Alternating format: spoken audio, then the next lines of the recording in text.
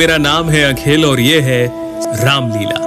माना जाता है कि आदि कवि वाल्मीकि जी ही इस कलयुग में गोस्वामी तुलसीदास जी के रूप में जन्मे और उन्होंने मानव जाति के उद्धार के लिए संवत 1631 में रामचरितमानस की कथा का आरंभ किया।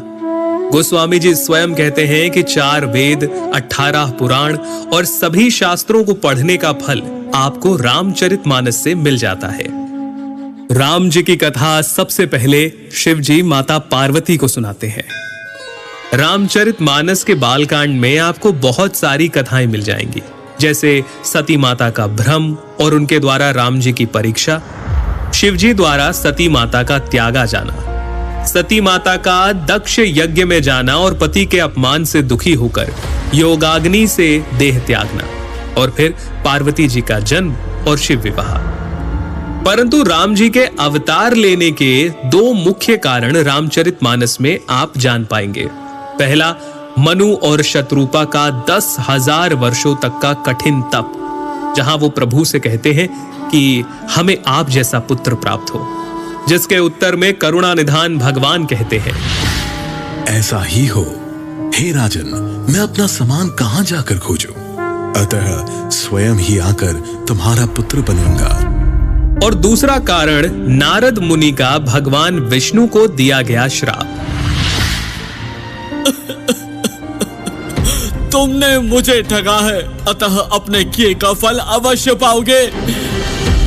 तुमने हमारा रूप बंदर सा बना दिया, अब बंदर ही तुम्हारी सहायता करेंगे।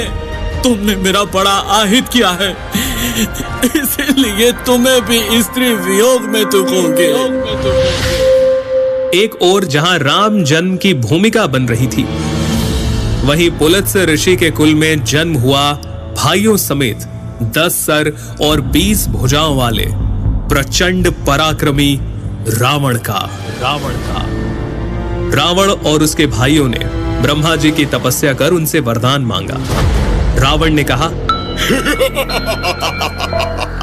हे जगदीश्वर, वानर और मानव, इन 2 जातियों को छोड़कर हम किसी के मारे ना मरे। और कुंभकर्ण सरस्वती जी के प्रभाव के चलते इंद्रासन के स्थान पर निद्रासन का वर मांग बैठे और विभीषण ने प्रभु चरणों में निष्काम प्रेम का वरदान मांगा। चलिए आगे बढ़ते हैं और आते हैं राजा दशरथ पर, जिन्हें ग्लानि थी कि उन्हें कोई पुत्र नहीं था।